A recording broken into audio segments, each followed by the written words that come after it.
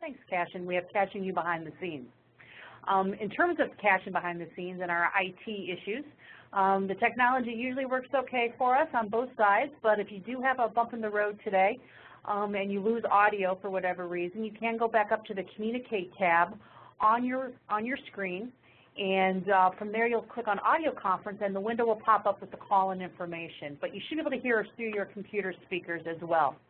Unlike some of our web meetings, we can't unmute you, so if you do have questions, we hope that you will put them into the question and answer, the Q&A window on the right-hand side of your screen. We will be pausing periodically to answer questions as they come in, and we'll also be doing poll questions here today to kind of keep folks engaged in today's webinar. We have a good-sized crowd, which is wonderful to know that this topic is of great interest to the network, and so we'll be taking some polls as we go through here today. You can also reach Cashin through the chat window on the right-hand side. Just choose Cashin as your option, Cashin UYIU, and she can also provide tech support behind the scenes as Barbara and I dive into the content of today's webinar. Now, today's webinar on comprehensive community assessment tools and resources is funded by the Office of Community Services through CSBG TNTA. We have a couple of different grants that support this. Our Risk Mitigation Center is our primary funder for today's webinar, and OCS is not responsible for the content, but it is good to have their financial support that we're able to have the technology side as well as pay for the content side of today's webinar, so thank you to OCS. So we are going to be using multiple technologies here today, but let's walk through what some of the core objectives are going to be on today's presentation. Certainly having Barbara on today's call resonates that certainly the assessment is the core element of ROMA. It's one of the core starting points with the ROMA cycle, but when a cycle conveys, though, it's a continuous effort. So our community assessment piece is certainly a core element of that. We're also going to be talking about how it connects with the other components of the ROMA cycle in terms of strategic planning, your CAP plan, evaluation, analysis, all of those components. We're going to talk about how to use what resources we have to help agencies conduct their community assessment. We're going to demo quickly our online assessment tool. I know many of you have seen that in the past, but we do want to walk you through it quickly. As someone who's done community assessments, that tool is an incredible time saver in terms of some of the upfront work of your needs assessment, so we'll walk through that. But another tool that we have found that is not as well known in the network is the NASCAS Comprehensive Needs Assessment Tool. We're going to walk through this roadmap, in essence, that Barbara Mooney and Meg Power actually co-authored in partnership with NASCAS under another CSBG TNTA grant that will, I think, really elevate, hopefully, the understanding around the different components of data collection, how to fit them into the ROMA cycle, and how do we coordinate and analyze that data. It really is a rich resource, and we'll talk about that here today. And then we'll talk about what is needed really to put these resources to work. It's only one thing to have the tools. The analysis piece of the needs assessment is critical. The breadth of data that can be collected is immense. So how do we make sure we narrow and target the data that we need to collect from our network? But that critical piece of looking, summarizing, prioritizing those needs and how that filters through our strategic planning process, our CAPS plan, our CSBG work plan process, and as our organization's functioning, I think will be critical. So to get started, we're going to start off with one of our poll questions. Go ahead and open the poll. And this is a confidential and anonymous poll, so we don't know who you are when you respond. But we know that oftentimes needs assessments get done, the box gets checked, whew, we've finished with that project, and it's going to sit on the side on the shelf until we have to do it again.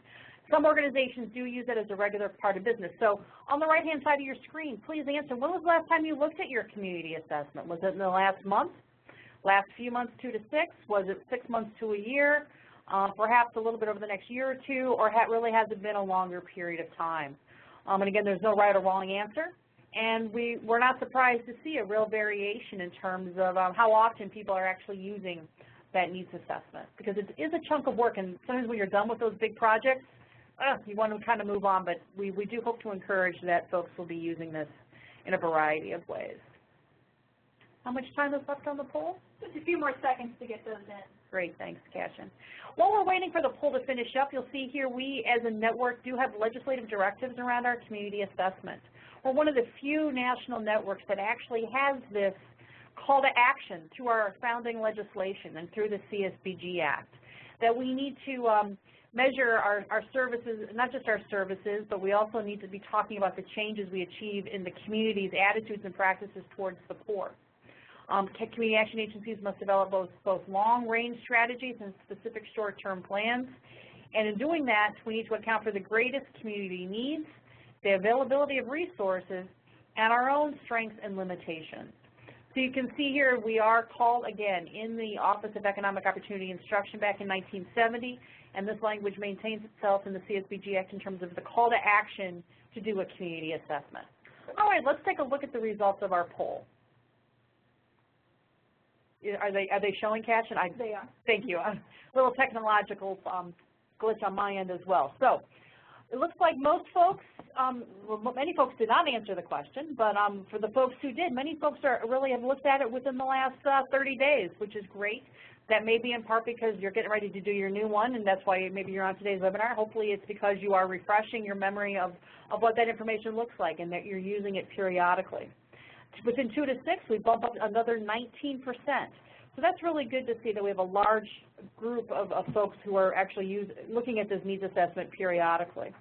And then we do have a chunk, though, within the last year or two, and then a few folks the outliers, right, hasn't been looked at. So interesting to see the deviation amongst the attendees on the call. Thank you. And please feel free to put questions in the Q&A window and into the chat window. That would be great.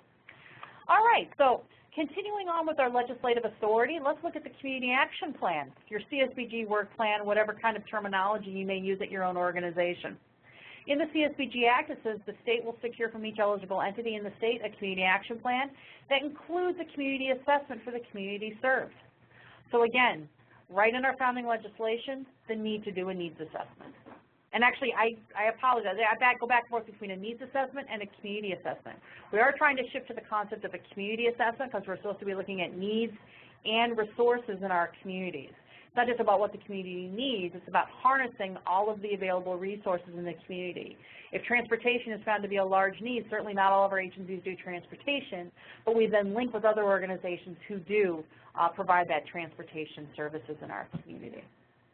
So again, here again, elements of the CAP plan, again in the CSBG Act, that we support activities to assist low-income families and individuals, et cetera, and remove obstacles and solve problems through that block achievement of self-sufficiency. We secure and retain meaningful employment. We have a variety of areas where, again, the Act is calling us to action in terms of some of the support activities that we're doing.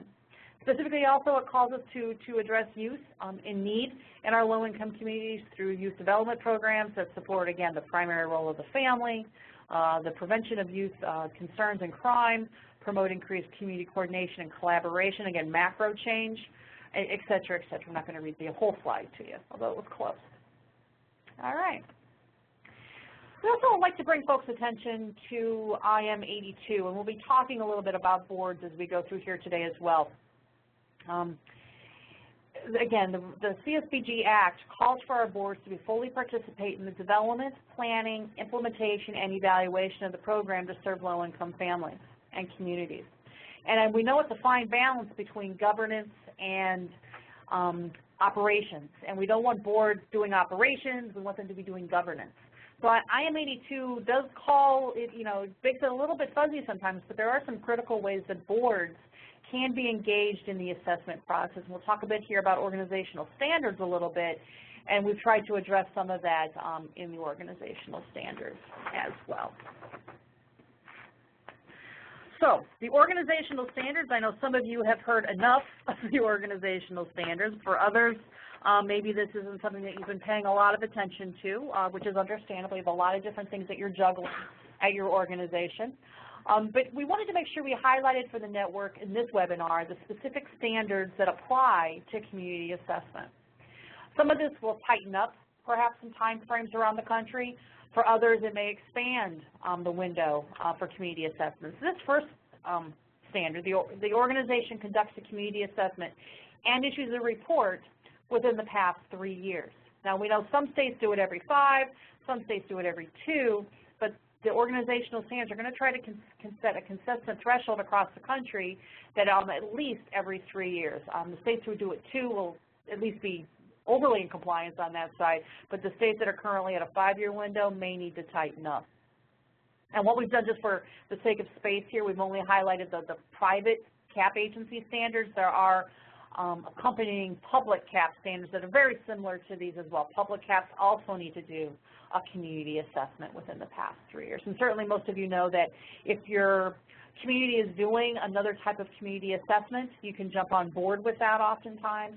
A lot of agencies will combine their community assessment and their Head Start assessments together, all very efficient ways of doing business.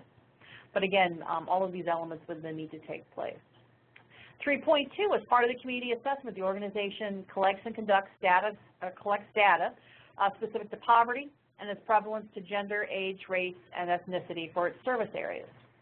Now, those of you who've done community assessments, this is a no-brainer. Of course, you're going to be collecting this kind of poverty information, but again, this standard, again, delineates gender, age, race, and ethnicity, and the tool that we're going to demo later will talk about and show you how quickly you can gather that information. Standard 3.3, that the organization collects and analyzes, 2 parts of the equation, both qualitative and quantitative data on its geographic service area in the community assessment.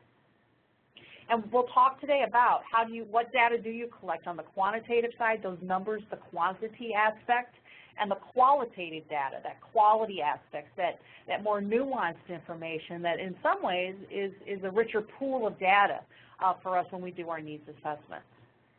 And 3.4, that the board formally accepts the community assessment will be one of the organizational standards. Many of your boards already do review and may be engaged in your assessment, which is great, but at least in the standards, your boards will need to vote to accept that community assessment and have that noted in the minutes once these standards are implemented across the country. Now, those standards that we just walked through are actually in their own chapter, if you were, in the organizational standards that were submitted to OCS. We have several other standards throughout the document that apply to the community assessment, but those of you engaged in the assessment probably want to pay some attention to. 1.2 is that the organization collects information directly from low-income folks as part of the community assessment. Again, a no-brainer. To the vast majority of our CAPs are doing that. You're doing focus groups with teens. You're doing interviews with seniors. You're really in the field talking to families. I mean, if you look at the Drucker book and our ROMA training, we know we start with what the customer needs. That really is the core element of community action. 2.2, the organization uses information from key sectors in the community. These would specifically include community-based organizations, faith-based organizations, private sector, businesses, for instance, public sector, elected officials, universities, school systems, and educational institutions. Again, universities and school systems. So as you plan out your community assessment data collection, you're going to want to make sure you've hit each of these categories, and my guess is the vast majority of you are doing that. But you're going to want, again, I would have a tickler file of things that I want to make sure I capture in my community assessment to help my agency be in compliance easily with the organizational standards. Did we talk to a number of community-based organizations? Have we talked to some faith-based organizations? Again, private business, chambers of commerce, things like that, elected officials, institutions of higher learning. Now, some folks will say, you know what, our agency is incredibly rural. There really aren't a lot of other organizations. We do encourage you to do your best on hitting all of these areas. Even rural communities will probably have certainly faith-based institutions who are oftentimes filling the role of the nonprofits in many rural communities. They're probably some of your closest partners, perhaps, and certainly school systems and elected officials. But this can be a challenge in some communities, but given the breadth of a lot of our rural CAPs, the breadth of communities they cover, we hope that agencies are able to do this. 4.2, the agency's CAP plan is outcome-based, anti-poverty focused, and ties directly to your community assessment. Now, this is a place where the state CSBG offices, some of whom may be on the phone here today, will be wanting to think about how their CAP plan or their CSBG contracts or their work plan documents find ways to definitely tie back to the community assessment, because we really want to have all the components of the cycle to really fit together. And if you look actually at the reauthorization language that David Bradley has proposed that's been introduced into Congress, you'll see some of these components as well as having these components tied to one another. And finally, 6.4, the customer satisfaction data and customer input collected as part of the needs assessment is concluded in the strategic planning process. Now, if you're in charge of the assessment, odds are you may or may not be involved in the strategic planning process. Those sometimes can be two divergent pieces, although we'd like to see them not be divergent. We would like to see those two pieces really feed into one another and work with each other in terms of using information collected from one to help make decisions in the other. That's why the analytical piece of the needs assessment process is so critical, and again, we'll be talking about more of that today. So I'm going to pause Cash, and have there been any questions that have come in that we should pause and respond to at the moment? No, not at this time, but just so you and Barbara Mooney are aware, we do actually have a couple of state offices on as well. So excellent. That's really good to hear as we talk about some of the elements that may need to be addressed in organizational standards. I know states are looking at a lot of their administrative components of the process, so that's great. With that, I'm going to turn it over to Barbara Mooney, who will be taking us forward here for a bit. Barbara, the floor is yours. Hi. Thanks so much for the great introduction, Denise. You got us thinking about all of the important things. What you're seeing on your screen now is the ROMA cycle, and at the very top, at the 12 o'clock on the clock face of the cycle, you see assessment, and that's of course where we believe we start and where we also end that cycle. So we're talking about the needs and the resources of the community, and we're also talking about agency data. So it's important for us to consider when we're doing our assessment that we've got to include the agency data as well. And if you look at the planning piece of the cycle, very often, as Denise just said, the elements of assessment and planning are divergent, and in some cases they overlap. So you say, well, is this piece that I'm doing now assessment or is it planning? And I think it's important for us to see the connections, and we're going to talk a little about the connections. But you'll see under the planning piece that we're talking about using the agency mission statement to help develop the strategies that will go into the plan.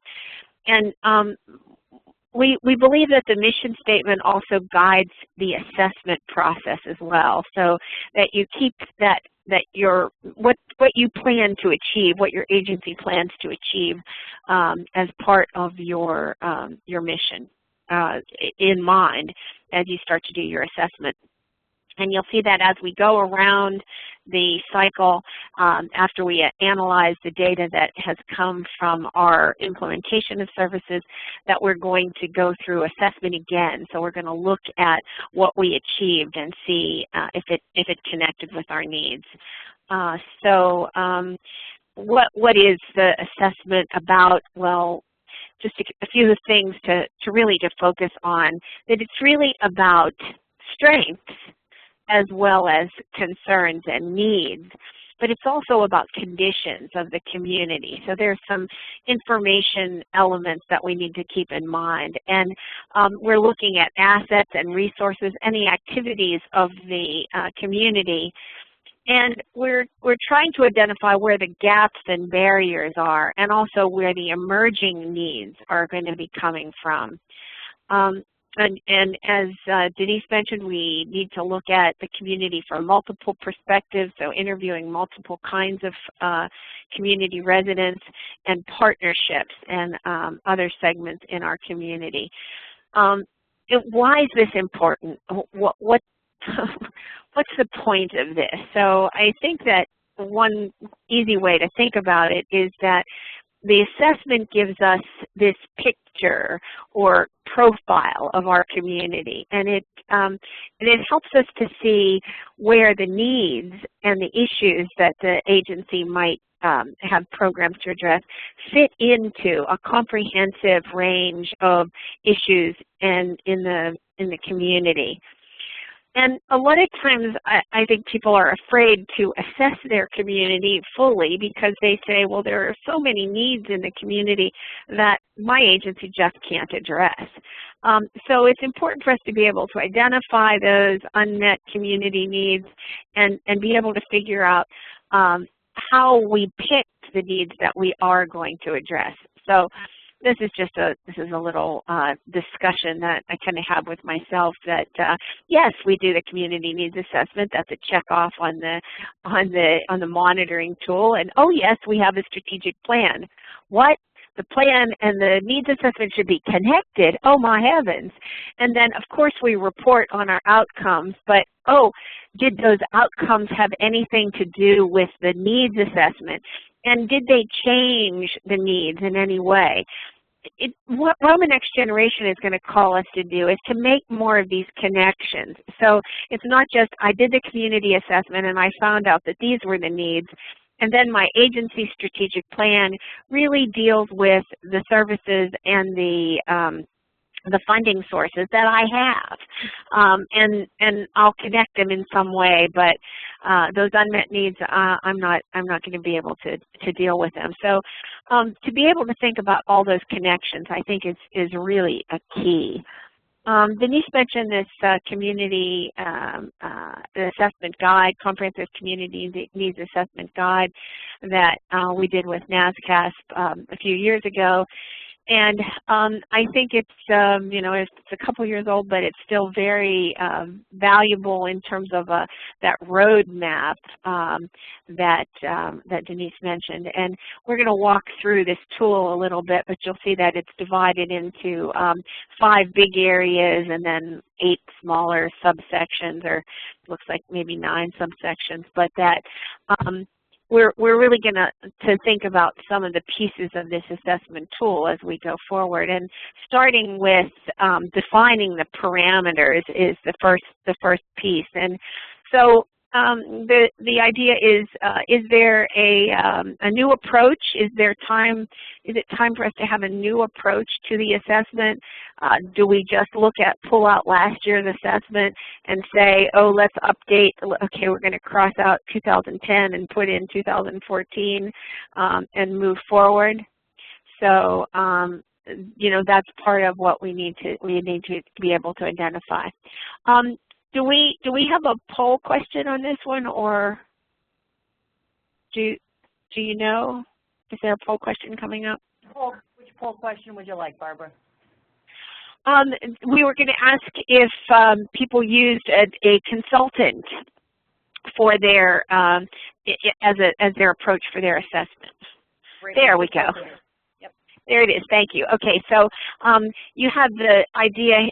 You have the question in front of you. Is when you're thinking about your approach, you think in the past, how have you used it? And we thought it might be an interesting question to ask if you have used a consultant for your needs assessment in the past, or whether you've done it yourself.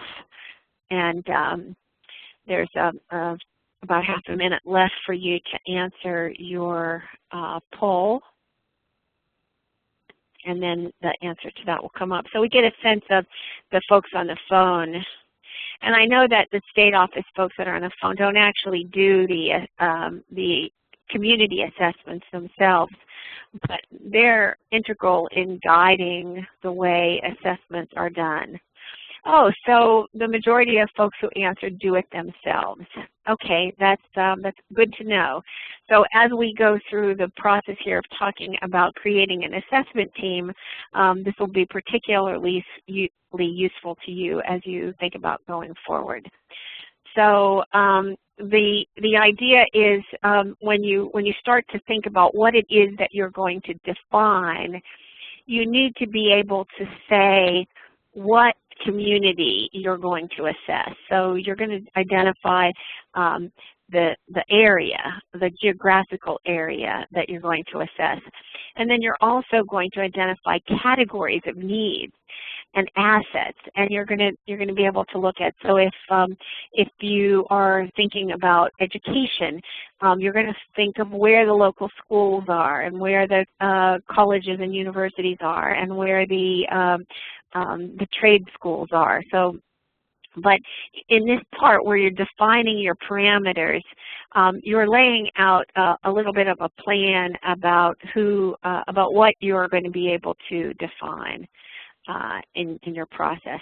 And a key is to know who it is that you serve. So when Denise was talking about interviewing the seniors and the teens and so on, you would want to make sure that when you're thinking about what information you need, that you want to be very careful that you know who you serve. And it's interesting to think about your population, because the people that you serve may change what you think you might need to provide in terms of strategies. And it might change what outcomes you believe that you're going to be able to get. I was recently doing a workshop, and we were talking about this very topic, and the agency said, yeah, of course, we know what our population is. But then when I started asking questions about, well, who is it that you serve, the group really discussed it for a while, and we realized, and this was a comment that was made that I thought was interesting, that it's managing the edges of your population, your target population, that's challenging. And what that means is that you might have an after-school program, and so you're serving a certain age group, but you're serving a lot of people that in different academic levels, and so those folks that are on the edges of that population would need special kinds of services, both on the low end and the high end. The same is true if you serve a senior population. The younger seniors and the older seniors would have different needs and different ideas that you would need to deal with. So you really need to consider who you serve. And now I'm going to turn it back over to Denise to talk about this assessment team. Great, thanks, Barbara. We did have a question that came in actually on some of the prior components, one of which was we talked about collecting information from the business community and the faith-based community, and some questions about, are there examples of the types of questions you might ask those groups? I think that we can certainly provide some of that information as well.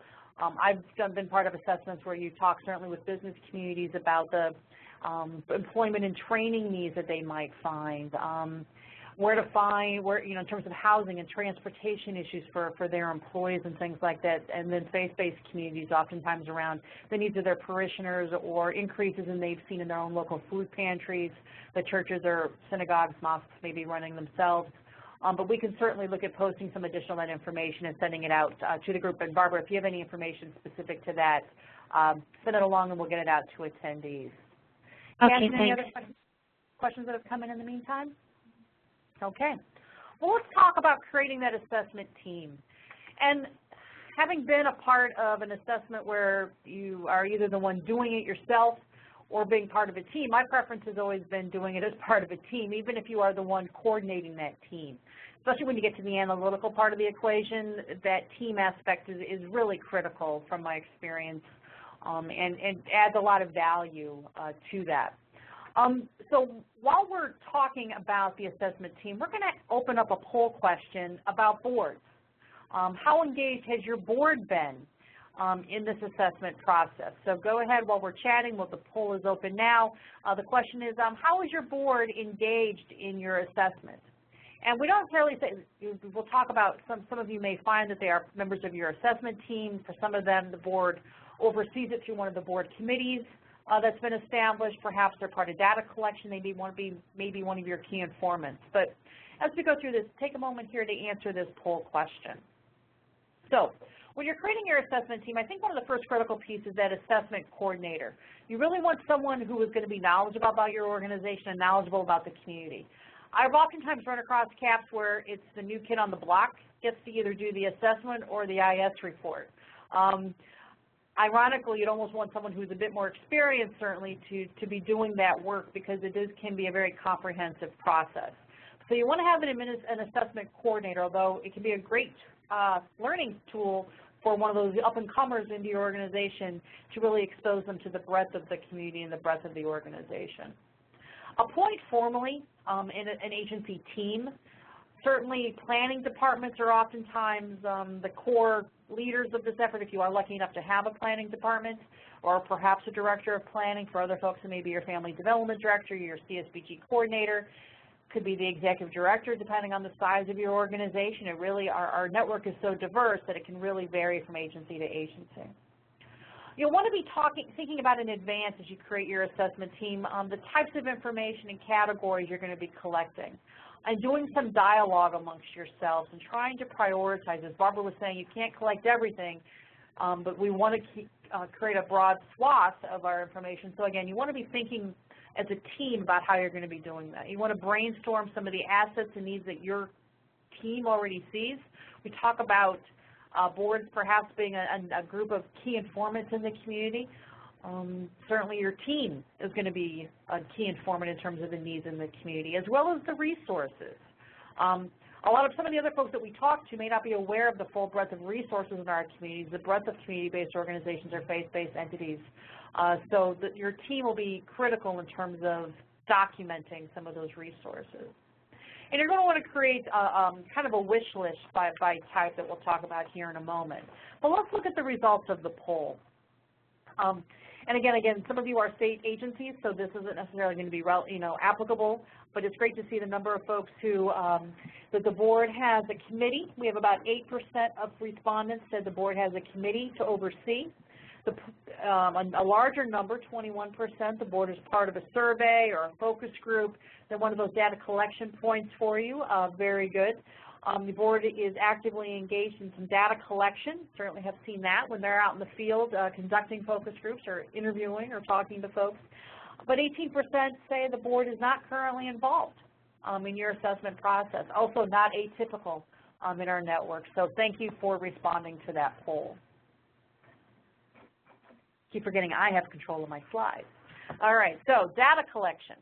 We need to decide what data is needed and how we're going to go out and get it. And a couple of these next steps, and again, the ROMA or the NASCAP tool really kind of gives you a roadmap. I still remember in the mid-90s trying to do a community needs assessment with a CAP agency saying, so where's the guide on how to do a community assessment? And at that time there wasn't one that we could put our hands on. So having a resource like this that really takes you step by step is really a useful tool. So where is the data? What quantitative data does exist? What databases exist? What kind of reports are in existence? Perhaps your CAP agency is not the one who did a poverty report, maybe another organization did, or perhaps there's a hunger study that your network of food pantries put together. There could be a lot of different reports out in the community. We'll show you in a bit here statistical information, but certainly poverty, age, gender, race, ethnicity, breaking it down by census tracts. We'll talk a little bit, and certainly the Census Bureau has shifted over the years on how it collects its information, how often it collects that information. Those long forms, not being around anymore, we're reliant on the American Community Survey information, but do you use a 3-year estimate or a 5-year estimate? There are a lot of different schools of thought out there. Sorry, getting into the weeds on data collection. Surveys and focus groups, community forums and interviews, some really great qualitative information, but if you want to survey everyone, you're going to survey a subset. Are you going to rely on surveys that perhaps you do over the course of the year with customers who come in your door? What kind of data collection lends itself to a community forum? Are you talking about housing needs in a particular neighborhood? Are you going to talk about transportation in another?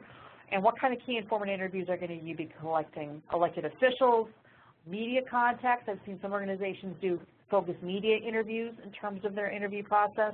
And again, trying to define between that qualitative and quantitative components. We do here reflect on a little bit on Peter Drucker. We referenced him earlier, those of you who are ROMA trainers. It's certainly what do customers value? What satisfies their needs, wants, and aspirations? We have a quote from Sergeant Shriver that we use in some of our presentations that it's all about asking, when you go to the doctor, the doctor asks you, where do you hurt? In our community assessment, we're asking our communities, where does it hurt? Where are the needs? And going directly to them is a critical aspect of our work. Now, the toolkit from NASCAP really does kind of lay out some nice matrices, I think, in terms of how do you capture your information from individual, agency, and community needs. And as you go through your strategic planning process, you're going to want to address certainly family, agency, and community. So, here the matrix is around individual needs, around improving economic security, what kind of data do you need? So you kind of eyeball that in the initial planning stage of your committee. Who has it, or where can I go get it? And how is it collected? And trying to lay out this roadmap in advance. Sometimes easier said than done. Sometimes we're flying by the seat of our pants and we're trying to get stuff done. But pausing and trying to map it out in advance can save you time at the other end of the spectrum.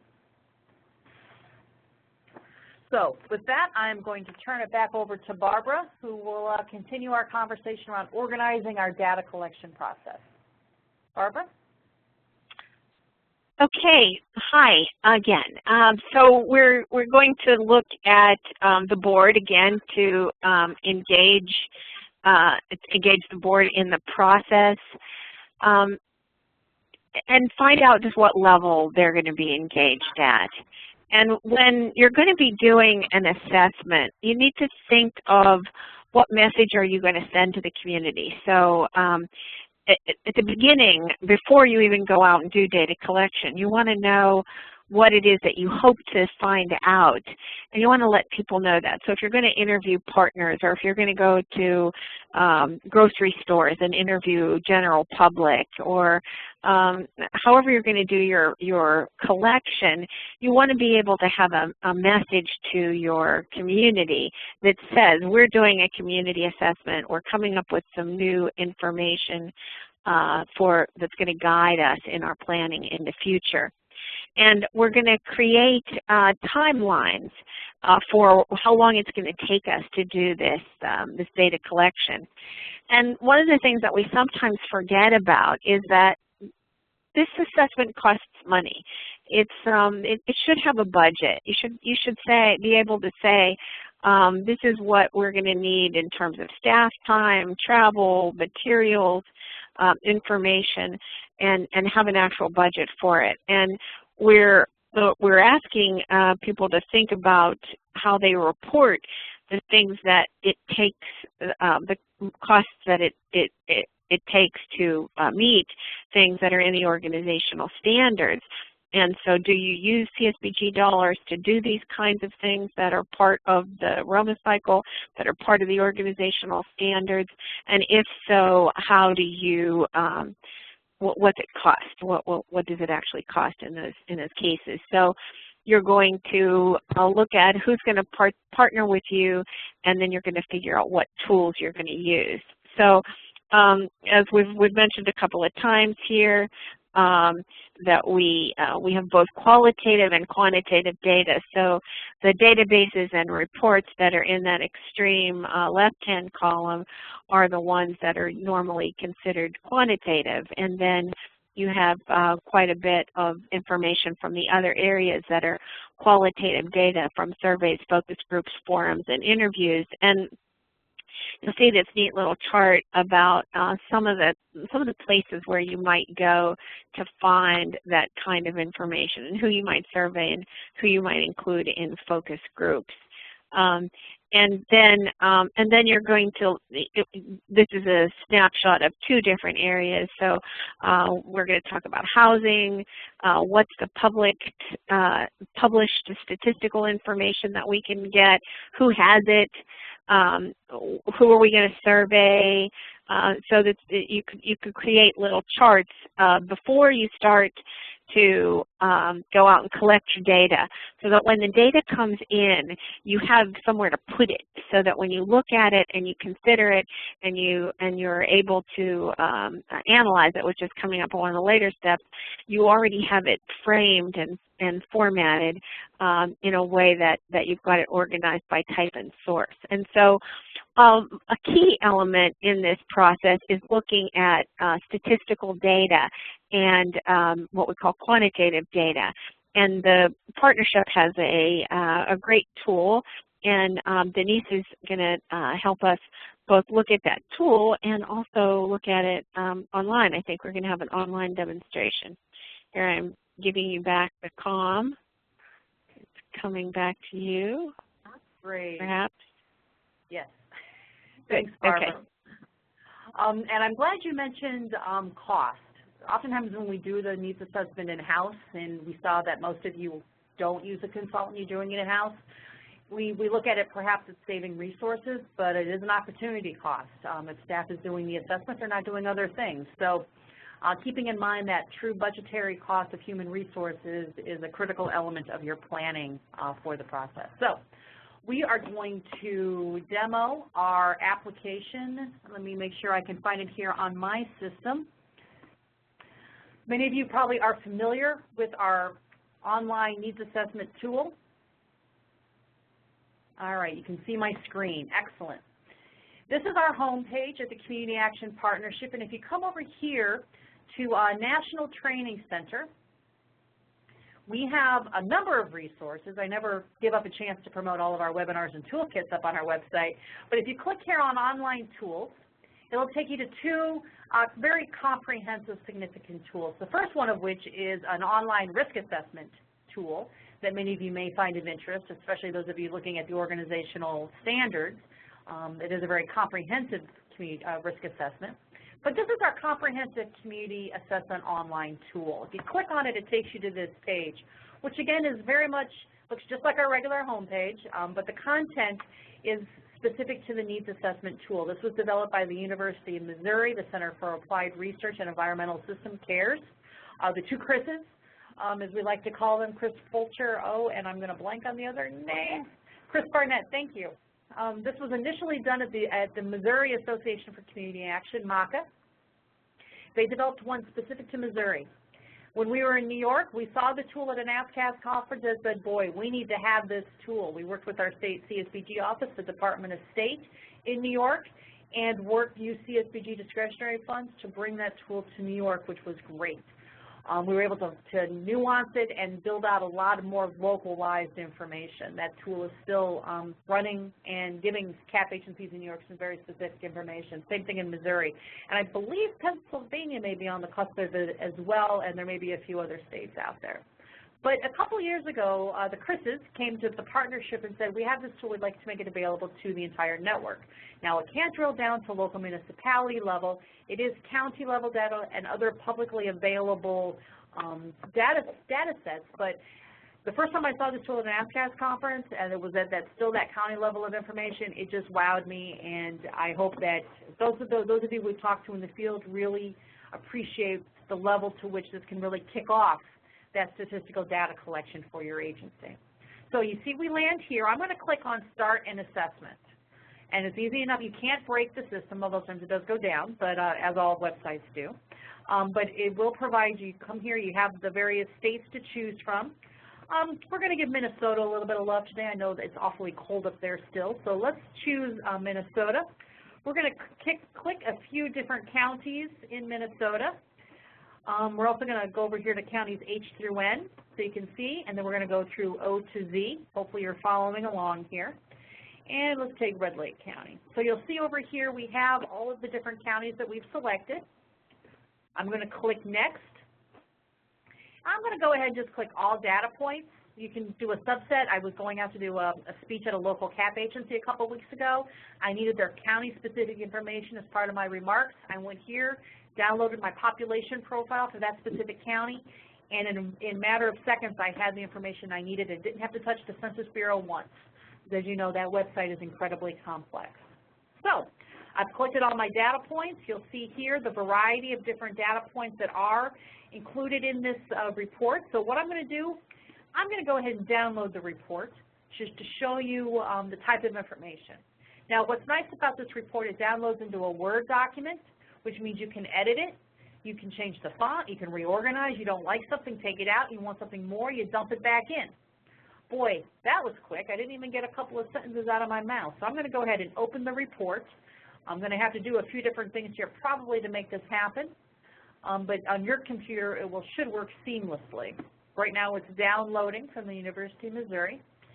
And in this document, what it does is it helps provide us, okay, so I need to, this command, because the dialog box is open, let me close that. Okay. Sorry about that. Having a little bit of tech. I had one thing, too many things open in my Word folder, theoretically. So I need to stop sharing this, right, Cashin? And I need to go back and share my Word document. Do I have my Word document? Let's see if this is it or not. Nope, that is not it. I must have had a bit of a glitch here on my report. So let me go back to my application, right? Which I don't. Sorry about that. We tried switching too many things in too many different scenarios here. Share. So this is what they're currently seeing up there, Cashin. My apologies, folks. Why don't I go ahead and start over again?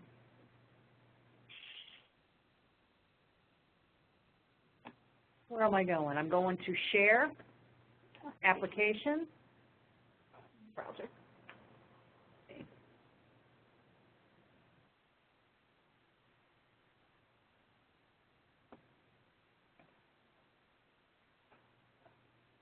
Sorry, folks. Thought we had all the glitches worked out, and apparently I did not. But what you can do in this tool as well is share application. There it is. It dumps into Word, so if you don't like the content, you can take your summary of your community forum, of your research, and put it into the document itself. What it does is it gives you STEM statements and fills in your data points, provides bar charts, graphs, that if you don't like the content, what's in the charts or the design, you can pull them out and put your own stuff back in again. So I'm going to go ahead and open the report here. Hopefully this time I have fewer things open on my desktop. Hopefully many of you have tested this back at your own agency. Again, you can't break the tool, so feel free to use it as often as you would like and put it to use in your own organization. It's downloading, maybe. Come on. There it is. All right, so sorry about that. Did I lose my... So stop sharing this. Right. Sorry, we're trying to do too many computers here. Share, application, Word. If you've seen this, you know it's worthwhile, though, to wait for it. So here it is from the state of Minnesota. Now, I'm not sure if that's what the state of Minnesota exactly looks like here, but it does provide a map, but again, it's in Word. So if you don't like the map of Minnesota, you can take it right out. But you'll see here the number of data points that it provides you. And you'll see here are some of the bar charts and the graphs and the tables of information. And you'll see here the population profile. It fits in right here with some STEM statements that allows you to get, again, a jump on your writing, a jump of summarizing your statistical information, your Census Bureau's information. But again, you don't like their particular model, you can take that right out. You can see here in your tables it compares the 4 counties that we looked at in Minnesota. It compares it, you know, it adds it all together to give you the report area, and it also compares it to the entire state of Minnesota. Again, a very nice, useful compare and contrast. You're like, well, Denise, I'd really like to compare it to a few other places. Well, it also gives you here the direct link so you can go right to the Census Bureau's table to itemize which piece of information you're looking for. Now, in some of the components here, especially I believe in some smaller communities, we use both American Community Survey information and SAPI data, the small area estimate data. So agencies then can choose which table do you want to use. Do you want to use the ACS data? Do you want to use the SAPI data?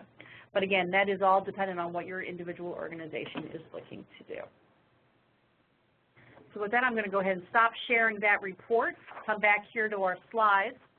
And again, you can also get right to this tool by going to communityactioncna.org, Community Action Community Needs Assessment. Is that what that mysterious CNA stands for? But again, you can also get it to on our home page by clicking on National Training Center. All right, did any questions come in, Cashin, during my IT fiasco? Sure. Has there been any talk whatsoever about covering city-level data through this tool? That's a great question. We do get that a lot. The challenge is the University of Missouri, they're tied to large data sets and existing data sets. And at this point in time, they're not able to, under this model, to do it to cities. Now, they are able to work with individual states and state CSBG offices and associations kind of coming together. If you wanted to put together some components specific to your state that would allow your large municipality information to be collected, that is also a possibility. And I have a resource that the two Chris has also worked on related to healthcare that we can send out to all of the attendees on today's webinar with the PowerPoint presentation that will give you another resource. I don't know if they do cities there. I don't believe so. I still think it's county level information, but it's an additional online resource for data gathering. Any other questions? I know that you do have the go-ahead from several of our users saying that they have used the tool and it has been a wonder. That's great. Sometimes when we do this demo live, I like having oohs and ahs from the audience, so I'm going to just assume there's some virtual oohs and ahs over there. All right. So with that, I'm going to turn it back over to Barbara, who's going to take us through some of the analytical aspects. It's one thing to collect the information. It's another thing to really now move to the qualitative side of things, which I think are really some of the richer parts of the conversation. Barbara? Thanks, Denise, and I'll add some oohs and ahs from me on the needs assessment. It's so important for us to be able to easily get this information, and without the online tool, gathering those data points are very difficult. So they help us to create this community profile that we've talked about. And we talked about analyzing some of those pieces of the data, because just having easy access to those statistics doesn't mean that we know what that is telling us. We have to use the processes that we develop to say, okay, if I know that the population has declined in this community, what does that tell me? Or if I see the ethnic balance has changed or the age balance has changed in a network or in a neighborhood, what does that tell me? How does that inform then my strategic planning going forward? But still, I think it's easier to look at that data than it is to look at the qualitative data. We often talk about interviews and focus groups and surveys and so on, and as ways to collect this qualitative data, and that really gives you a deep understanding of what the people in that are experiencing the needs have to say about it. But it's also very, very difficult to process. And what we're going to do is we're going to look at a set of data, and we don't have a lot of time left, so we're going to do this relatively quickly, and we're only going to look at one of the examples. But when you get the PowerPoint, you'll be able to look at the other one as well. So what you want to be able to say is, what's the level of need that's being discussed, and then that's going to help you as you decide on what your strategies are going to be. So you might want to think about, if you're thinking of employment, for example, as a part of your pathway, you're going to want to find out about the skills that jobs are needed. One of the questions that Denise mentioned you might ask of businesses is, what's their need for labor? I mean, what do the employees that they're looking for have to have? What skills, what knowledge in order to be employed by them? So, and then are people that are applying to them coming in prepared? So you might want to find out about that. But you might also want to find out about, is there transportation to available jobs, and is there child care at the time that there are jobs open? So you really need to consider all of those things as part of your analysis of your data. But sometimes you hear something and it's a cause, and sometimes it's a condition, and so it makes it difficult for you sometimes to think about, well, what is it that I'm going to do? What's my agency response going to be? And that's really in the planning piece. But you have to set it up in the assessment piece. You have to understand what it is that you're learning from the assessment. So there could be different causes for unemployment or inability to find work. And so what we have here is a hypothetical housing survey or a forum. Okay, so we had a focus group or interviews or something that we gathered data, some process to gather data, and it was about housing. And we heard a lot of statements, and we came up with, in our minds, we formulated, the problem is that too many low-income families live in substandard housing. The housing stock is substandard. And so we looked at, these are some of the statements that we heard. We don't have bond money for housing like they do in Smithfield. The interest rates are too high, and we need a housing counseling program, and landlords won't rent to unmarried women, especially those with children. And we don't have housing codes. So, and people don't know about available housing programs. So what I've done is I've taken those statements and I've kind of arranged them as clauses and conditions here. And I'm going to ask you to think about and answer a poll question, actually 2 poll questions that have to do with these conditions over here in the middle column. So on the causes, that there's a lack of public policy that is out there that makes resources available for housing renovation and development, and there are high interest rates. Those are both things that are coming into play, and no housing codes. So those are big issues. But there's some of the conditions that we might be able to address are that there's no bond money for use for housing, that housing isn't being repaired, and that there's no new construction. So I just picked that first statement, no bond money is used for housing, and I asked you to think about what kind of a statement is that, what level of need is that? Is it community, agency, or family? And then the last statement there is that people need information and skills, and I ask what level of need you think that is. People need information and skills. Is it community, agency, or family?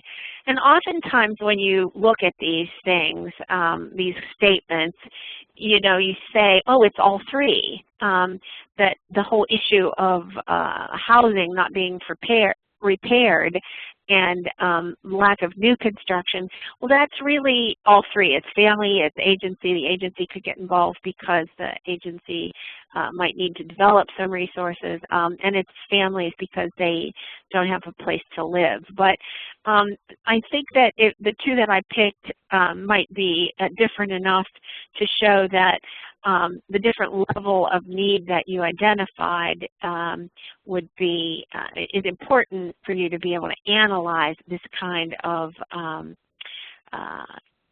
qualitative statements that you get.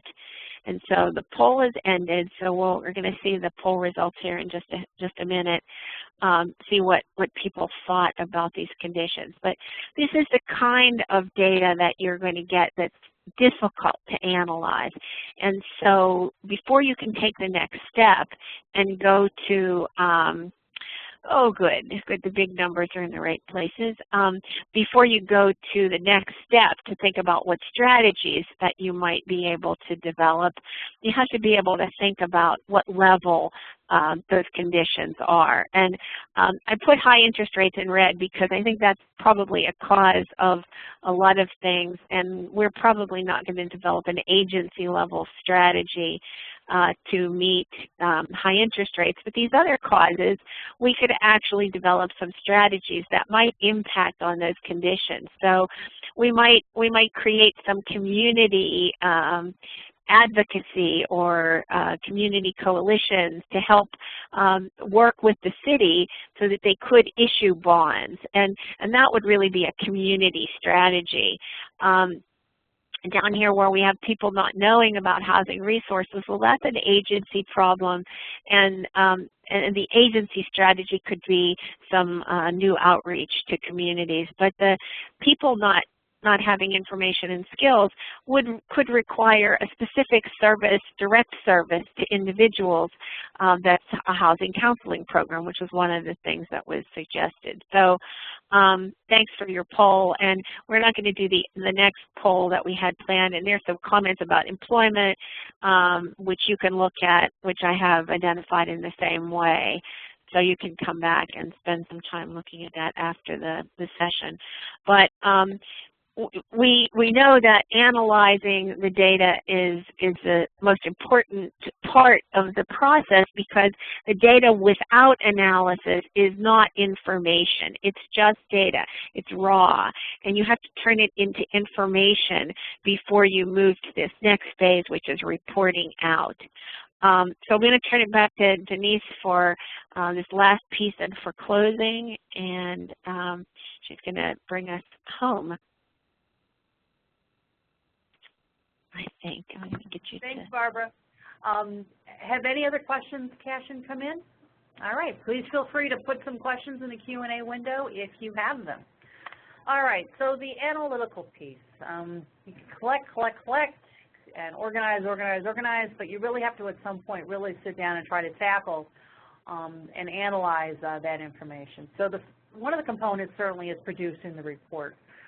You can have an inch-thick report, but what is that really, how usable is that for the various groups that you're going to be using this assessment with? But you want to really spend some time interpreting the information you found. That committee that you formed initially is the sounding board for that information, trying to prioritize. There are a lot of different ways out there to try to prioritize information. You really want to organize, and you saw earlier at the NASCAS tool, categorizing your information by housing, employment, education, child care. Are there ways to use those domains as ways to collect? You may have done a survey that tackled 15 different issues, but how do you tease out the information from those survey results into those domain areas for analytical purposes? Considering bars, graphs, and charts and pictures, always a great way to kind of tell your story. We keep thinking we need to do an infographic for community action, and we know many of you in the field do have infographics, but that's kind of the new social media way that we're able to use graphics to try to tell our story in creative ways. So be thinking about sharing information in those ways as you develop your reports. An executive summary is a critical element. Any document that's more than 20 pages needs really a highlight sheet about what the key findings are, an overview of the process, something that can be distributed far and wide in your community. But you're really going to want to highlight the themes that emerged from your assessment. You can see here are a couple of starter sentences to try to promote thinking at your assessment team meetings. What kind of demographics do we want to include? Our community has important resources that help families reach community or self-sufficiency, such as. There are a couple of different core questions here to help you try to itemize or at least collate that information into categories. All right, so putting a value on each of these concerns. Sometimes we do that by how many people, what's the bang for your buck in terms of number of people can you impact versus how hard is it going to be to move the needle on something. You as an organization are going to have to be the ones to kind of figure out what your organization's intent. Some organizations are very service-driven. We're going to tackle all of those conditions of poverty. Other organizations are going to be more invested in tackling the causes and conditions, the causes of poverty, and doing more of the macro change. But again, that's going to be dependent on your organization. You want to think about how big is the need, what's the breadth, and what's the depth, two kinds of different questions. And again, how many people does it impact? Maybe a consideration. What's it going to cost financially in both human and cash expenses to move the needle? Where can you really have an impact? It's going to, again, vary by individual agency, but the important thing is really to struggle with those questions and not to say they're too tough for us to tackle as the needs assessment team. That team is really going to have the best understanding of what that data looks like. So when you have your report done, you have your executive summary completed, you have your top 10 recommendations or key findings. I say your top 10 key findings, and I would have key findings followed by a set of recommendations. Now, granted, those recommendations are probably going to need to be filtered through a management team, executive director, CEO. If you have a board committee overseeing that, certainly you're going to want to flesh those out before anything like that goes public. But once your report is finalized, you really want the board to review it and accept it through board vote. Note that in the minutes, certainly, to help you comply with the org standards. Share it broadly in the community. Certainly, most of our agencies nowadays have websites, and when we go to the websites, we see your community assessment oftentimes pop up. That development of an infographic, though, is a great tool to use for Pinterest or Twitter or Facebook. More and more of our agencies are using those mediums to either communicate information out on a regular basis or to connect with customers in their community. Incorporate that information into your CAP plan, and I think that's really where state CSBG offices can also play a role, making sure there's an intentionality in the CAP plan or your contract submission that intentionally ties back formally to community assessment. Making sure that your strategic planning process at least has the assessment as a tool. Depending on how your organization does strategic planning, you may not be able to force the issue, but at least having it available to your strategic planning folks to use is the first step. And I would encourage all strategic planning groups to use your community assessment as a critical element of your environmental scan, of your processing, of your SWOT analysis. Assessments can really fit into a lot of different aspects of strategic planning. Now, updating annually, we know many agencies do update their needs assessment every year, every 2 years. I would just be cautious in terms of how much time and energy you're doing that. I think it makes sense to keep it fresh, making sure you know exactly what parts you're updating, that you're not expected to maybe do a whole refresh every year on those assessments. Certainly, as the recession took hold, we saw a lot of shifts in our communities in terms of needs very, very quickly. Although I still remember doing a session in 2006, 2007, we were already talking about housing foreclosure. It was 2006, and then by the time it was hitting the media, it was 2008. So we are kind of the canary in the mine in terms of being able to have our finger on the pulse of what's going on in the communities. And again, as a reminder, the community assessment does talk about an every 3-year window, although if your state currently has a more narrow requirement, you need to comply with that, or even a more wide margin. That's what you're currently needing to comply with as an agency. So again, here are some last online tools, the Community Needs Assessment tool and the NASCAS guide. You can navigate through our home pages to find these documents. We'll also see if we can't find that healthcare needs assessment online tool that I think the University of Missouri or CARES was involved with. We'll get that out to you too. And the webinar will be recorded and posted later this week or early next for folks to access as we go forward here. So this is our contact information. You can reach out to us at any time. Email is probably the best way to reach us. Ironically, we didn't put our phone numbers up, so you'll have to reach us the new school way. But mine is 202-595-0660. Here I'm on the partnerships website. You can reach out to me anytime. Any other questions that have come in, Cashin? We have not. We have a quiet group today. A quiet group. Wow. All right. Barbara, any last comments on your part? What did we miss? Oh, I don't think we missed anything. No. I think this is a good overview. People will have to think about how they're going to use the process when they're doing their assessments. And as we move forward with the theory of change information, that, you know, the idea of having people consider what their assumptions are about the services they're going to provide and how it's going to address the issues of poverty and the issues that face their population might be helpful to help them organize the data. Because I think that's really the hardest part, is to organize that assessment plan and then to organize the data once you get it. And sometimes that can be a role for a consultant if they're not the ones fully doing the data collection. Sometimes the consultant can facilitate that conversation to help in the analysis piece and some of the report drafting time, where you're doing most of the legwork in-house, but someone who is able to help navigate that conversation can be helpful too. And I think that they also, one of the things that we didn't have at the time, but which is important now, is understanding the needs of the agency level needs. So being able to weave in the organizational standard assessment, self-assessment, into the whole community needs assessment piece, because the agency needs really become part of what needs to be considered as you start to move into strategic planning. So that other level needs to get added in. True enough.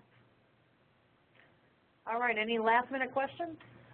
We do not, but you are encouraged. If you do have any questions that come to you later, do forward them to us. We will be glad to answer.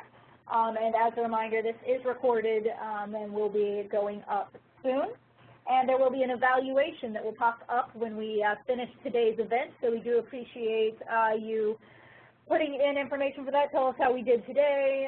Tell us what you would like to see out of future webinars. What kind of topics would you like to see us cover? So I hope you will participate in that.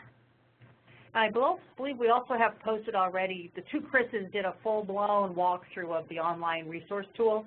So if you want to see that beginning to end, I think they spent a good 45 minutes walking through the core elements of that. That's also posted up on our website. So with that, thank you very much for being with us here today. We look forward to seeing you on future partnership webinars as part of the Risk Mitigation Center. Thanks so much. Take care and have a great day.